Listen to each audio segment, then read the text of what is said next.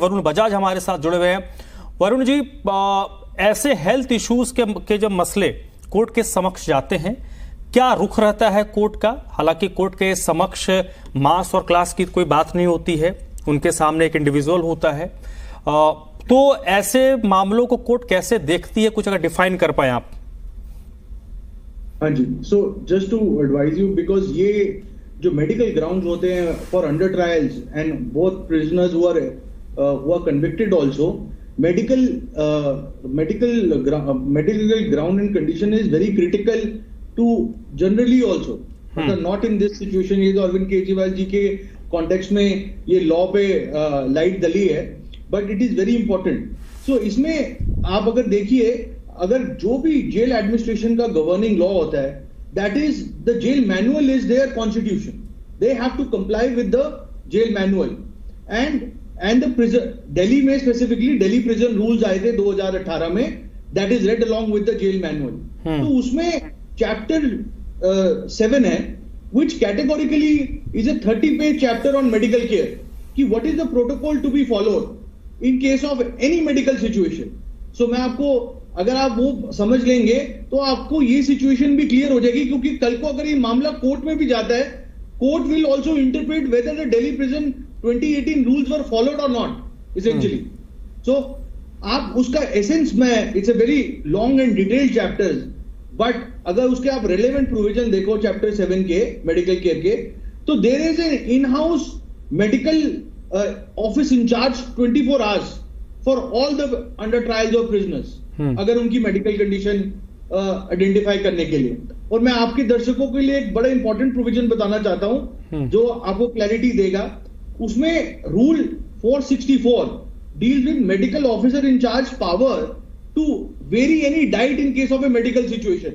So therefore, if the medical officer feels that due to any diabetic condition or otherwise also, he can take a medical opinion that there is any variation required in the diet, he can, by the recommendation, amend the diet of that particular prison or under trial। So you don't need to go to court also, because court जाने में, याचिका लगाने में time लगता है। So rules बनाए हुए थे, immediately the medical officer has that power to act। Now since these are Delhi prison rules, the medical officer is also under the Delhi government। Therefore technically I am not able to understand that there is no situation in law which will create a gap here, अगर मैं technically देखूं, because कल को ये मामला court भी जाता है तो कोर्ट पूछेगा that the medical officer appointed as per the jail manual, did he comply with the chapter 6 requirements or not। So वो evidence कोर्ट में प्रोड्यूस होएगा, एंड तो ये लीगल पोजीशन है। Now politically also, politically legally commenting, the medical officer today, this department will come under the Delhi government essentially। So therefore these designation and appointments will be there। So from a flow of power point of view also, my view was that if there was some deviation which was required, whether it is insulin or other, the medical opinion could have been consulted with the relevant medical officer of Tihar jail, and if he was of the view that it was that serious, he should have recommended on his own। Bajaj साहब, ये बताइए कि अगर जैसे अरविंद केजरीवाल की तरफ से कहा गया है कोर्ट में शायद कि वो बाहर जिस डॉक्टर से कंसल्ट करते थे उनका कंसल्टेशन उनको मिले, तो क्या संभव है? अब ये भी you have to request, not the court। your first recourse is you put this request to the medical officer in charge। Okay, jail authority, jail में जो है, जो जेल में है, अगर उनको लगता है कि वो स्पेशलाइजेशन कैपेबिलिटी नहीं है वहां पे, तो he can permit a third party doctor also, but that power is with the medical officer in charge of that Tihar jail. ठीक है। Therefore, if the medical officer in charge has not ordered that, the prisoner has a right to knock the doors of the court, जो कि mister Kejriwal ने किया है। Now that will require a court order।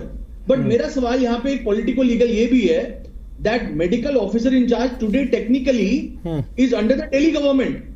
बिल्कुल बिल्कुल, पूरा jail उनके अंदर दिल्ली सरकार का अधीन है। ठीक है। जो हमें क्वेश्चन करना चाहिए कि इस सिचुएशन में जो मेडिकल ऑफिसर इंचार्ज है तिहाड़ जेल का, उनकी मेडिकल ओपिनियन क्या है? ठीक है, वरुण बजाज साहब आप कुछ कमेंट करते हैं, बोलिए, फिर मैं निरंजन जी के पास जाऊंगा। मैं आपके माध्यम से एक चीज डिस्कस करना चाहता है। ये थोड़ा मैटर पॉलिटिकल और लीगल मिक्स हो रहा है तो कंफ्यूजन हो रहा है। Otherwise law is very clear on this point. हमारी लॉ फर्म के पास आरएसडी बजाज ग्लोबल के पास एक सिमिलर केस आते हैं जो अंडर ट्रायल प्रिजनर्स हैं। ये जो मेडिकल कंडीशन है is a very regular point to be addressed in the court. तो in a very similar situation where the patient was very high diabetic, वहां पे कंसर्न सेम रेज किया patient. वहां पे भी मेडिकल ऑफिसर ने अपनी मेडिकल ओपिनियन ली whether it is a high risk factor or not, and medical officer of the jail is also authorized to consult a hospital also, by the way, and seek any exemption. Medical officer ने negative opinion दे दी। जैसे इस case में हमें पता नहीं है अभी opinion क्या है, वो कोर्ट इवैल्यूएट करेगा। We are not allowed to have access to that medical opinion. जो उस केस में नेगेटिव ओपिनियन आई तो the prisoner went to the court to seek an opinion कि कोर्ट ने भी जो जेल अथॉरिटी थी वो मेडिकल ओपिनियन सबमिट करवाई और उसको वेरीफाई करवाया, और एंड में वो मेडिकल ओपिनियन ऑफ द जो ऑफिसर था उसकी ओपिनियन प्रिवेल की, because that was the right medical opinion. Because अगर वो गलत मेडिकल ओपिनियन दे दे उसके against again investigation begins. So आप ये बड़ा टेक्निकल प्रोसीजर होता है and it is medical terms first. So अभी इन्होंने जो याचिका मूव की है, कोर्ट भी जो मेडिकल ऑफिसर है उसकी ओपिनियन समन कराएगा, इन सेकंड ओपिनियन लेगा if required, but they will have to provide the medical opinion if something is required not. इसमें मैटर पॉलिटिकल नहीं होता। The manual is very well laid out. वो तो ठीक है, जब वो कोर्ट के दरवाजे तक मामला पहुंच गया तो फिर वो पॉलिटिकल नहीं, फिर वो कानूनी तौर पे ही उसको एड्रेस किया जाएगा। बिल्कुल कानूनी तौर पे एड्रेस होगा।